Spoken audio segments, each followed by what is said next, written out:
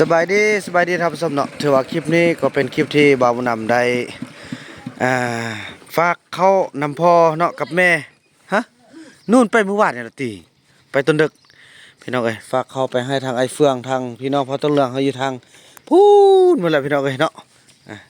ไปเบิ่งเอาจากปอนึงไว้ก่อน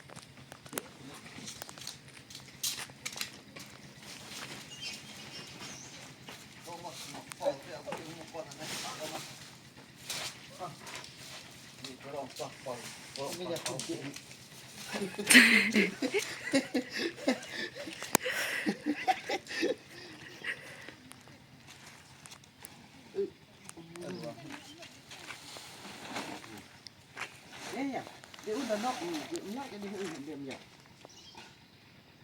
ปลาอุ่นกุ้งaku yo diam patu nok sai klau musuh di patu nok iya jam hati iya patuกุ้งนั่นแหละเราที่แกย่องกับ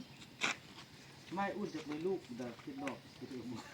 หมกมันอุ่นกับเด็กแก่ mok được mok nun nun บอกแม่ว่าก็จริงนี่เอางอนเราตีกินบัดก้นเกินไปคิดถูกบอกนั่นแหละ mò cái chè dùng mà cho xe tại đây tép mà thật tích ngay cái phát đó là ngon bùi cho xe แปะมาบัวแต่คนปุ่ม cái bùi ยังเบิบเลยกันเก็บเบิ้ลมันเช็ดเป้าเลย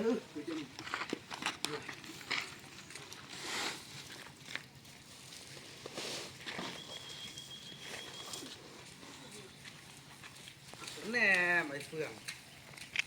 เก็บเนื้อของยัดเบื่อนเพื่อยอดเยอะยัดนะแม่ผมยอดแม่บ้านเลือกแม่เอาอะไรก็ได้ opa nương ô opa nương này chứ được เลือกก็เลย là ôm nước ôm nước vô cơ kê vô ai vô opa nương là xe có một xe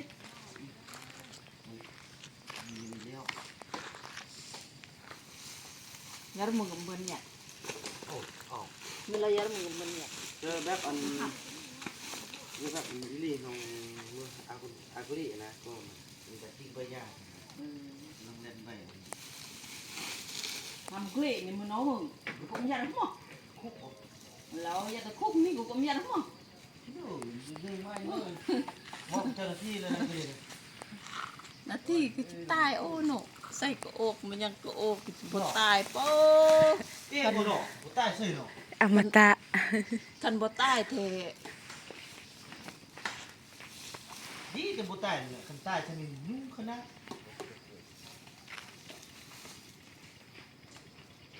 แล้วสิมัก เอ้ยคันอ๋อหนอ เมื่ออันน้อยจูรอนน้อยจะเบื่ออันนกปุ๊บยกขึ้นนั่น ก็จะส่องเป่าเลยเนาะ เสียหมูเสียอัน ฟักไอ้ อัน ช่วง โม จะ ก กิ จี นโง่ ปุ๊บอันน้อยจะจูรส่องแล้วก็ อ่ะมันโหมจมูก เอาช่องเป่าถ้าปัดคอปักหนักเลยมักโม่ปักข้างล่างก็ได้นะพ่อเนาะ หางหน้า เอาช่องเป่าได้พอ แวหางหน้าอันเป่านึงแล้วก็แวหางหล่างอันอีกเด้อเป่านึง เฟื่องอยากกิน อัน มักโม่พี่น้องเลยกินมักโม่ได้กับพ่อตรงเรื่องเขากับยักษ์คือกันถ้าเขาจะเอาลงมาปีเอาไม่เท่ามิดเนี่ยปักมักเลยสาลีแตกตัวแล้วเก็บไปบุญเลยบุญบันเมื่อวันขมอนคนน่ะ อันใส่เสือกอยู่หั่นนั่นแหละอันมันมีกระต้าอยู่อันนั้นหั่นนะ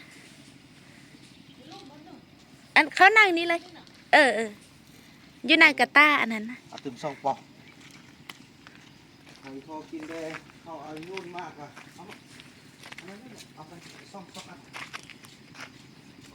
ลูกเอา3 ปอกเลยเอา3 ปอกเลยรถไปแล้วมันได้คุ้มค่าเลย มันอัน มันบ่นุ่มนี่ซาลดซิงมันอันเฮาบ่มีอันหอม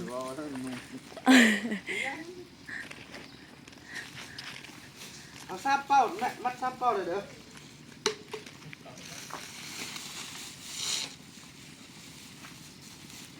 ฝากไปให้ไอ้เฟื่องอันนี้เป็น FC ทางอันนั้นเนาะที่ว่าเขาจะมาให้ช่วงโม่แบ่งให้พี่น้องเลยรอกินละเอ้ย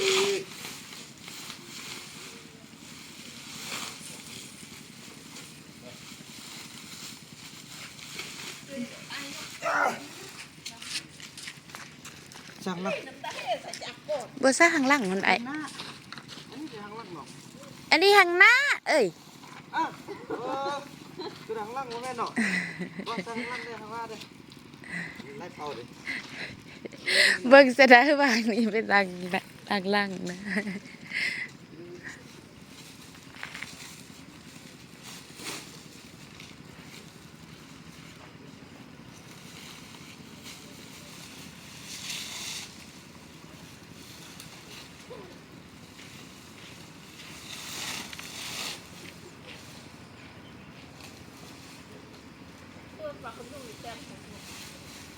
ห้องบ่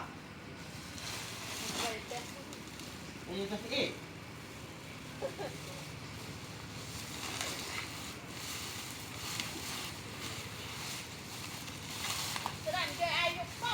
มันแล้วเอ้ยยังล่างอันนี้น่ะ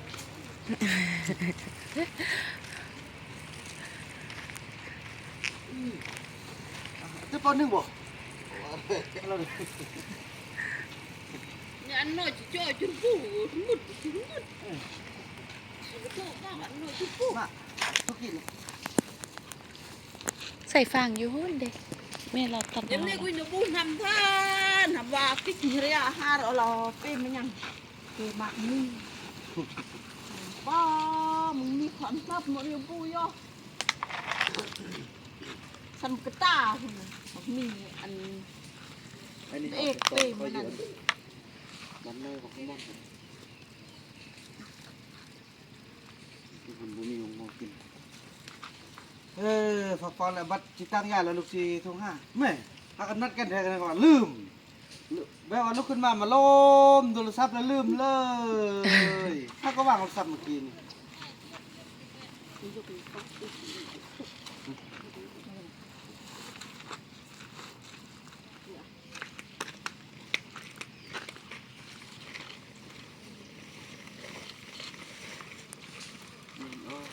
โอ้สมหายพ่อยกหน่อหนักบ่หนักขอโทษเด้อลูกวางที่บอด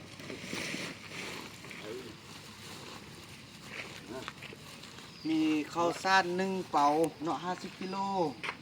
แล้วก็มีมักโม่3เป๋าข้าวสารนั่นก็แม่นโอ้พี่น้อยขอบคุณทางแม่แก้วและพ่อลี่เนาะที่ว่าเพิ่นให้ทางผู้และทาง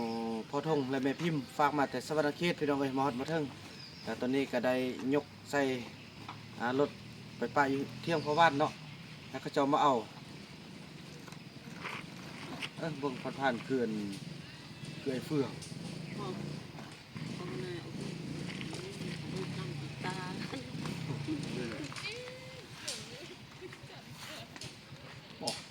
เบิ่งคือแบบผู้หญิงนมบักใหญ่บ่รู้สาย นมยังก็ผู้หญิงสอง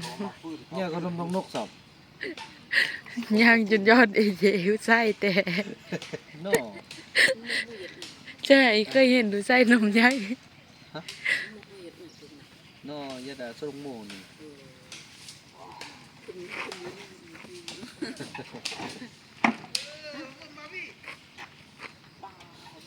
บุญนำก็คือ ไอสิดาจะหาอีเห็นนะ ไปงานมันเขาไปทำไง บ่ครบเอาเดี๋ยวนั้นบ่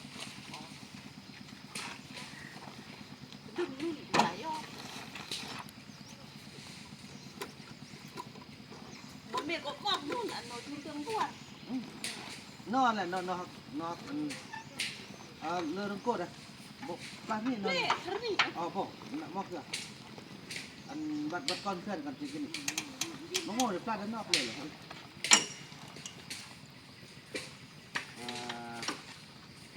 เอาไปยำมาก็ยำไกลๆ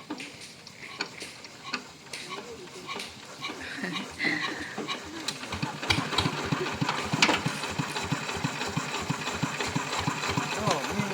มีผู้ คือทอดแล้วได้ดอกคำปติ้งเนาะ นิ้วตั้งแล้วกอบใจเด้อ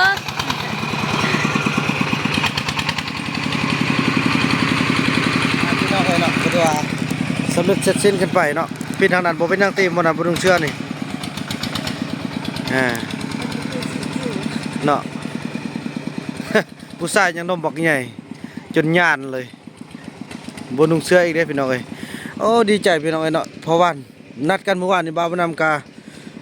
มาเมื่อยได้นอนหลับตื่นขึ้นมาก็มันล้มโทรศัพท์ได้จนลืมเนาะขอบอกขอบใจทางพ่อวันหลายๆเด้อที่บ่ปะบ่ทิมผู้ลูกผู้หลานนั่นน่ะเอาไปปะอยู่ที่อำเภอวันให้เขาเจ้าลงมาเอาเข้าสงสารไอ้เฟืองพี่น้อยเนาะสำคัญไอ้เฟืองนั่นแหละเขาเจ้านี่กินเพื่อกินมันคนหัวเราเก่าหัวยากินกับพออิ่มพออยู่ได้เด้ไอ้เฟืองนี่บ่ได้เด้พี่น้องเอ้ยเนาะคนเฮาเด้อันนี้เท่ากับสิเกียมไปบุญเนาะไปบุญบันมาวังพระมรสิไปแวะตัดผมให้อันนี้ก่อนแวะตัดผมให้แดแล้วก็เกือบนี่ ก็เงียบหมดรถ นี่ เป็น ไอ้นี่นะฮะนะฮะลูกบ่ตอบที่แม่ลูกนี่เสียบอกงามละซาลีน้องบอกละ มันหนูจะอาบปันนี่ เอาหักอาบอาบแล้วก็ขึ้นมาบ่กินข้าวแล้วก็ค่อยไปนำกันเนาะ เกือบก็ดู เพราะว่าเป็นพี่น้องเอ้ยเป็นหมู่บ้านหนึงเนาะเป็นหมู่บ้านหนึงที่แบบลึกลับพี่น้องเอ้ยเพอเป็นเส้นทางเข้าเนาะเขาบ่มีน้ำบ่มีไฟบ่มีสัญญาณโทรศัพท์เลยตัดขาดจากโลกภายนอกได้พี่น้องเอ้ยใส่แต่โซลาร์เซลล์ใส่แต่อันหยังต่างไปแล้วมันเป็นอยู่ในขอบเขตป่าวังสงวนนะพี่น้องห่างไกลจากอันถนนใหญ่กะมัน10 กว่ากิโลบ่พี่น้องเอ้ยเนาะเข้าไปในแล้วจะมี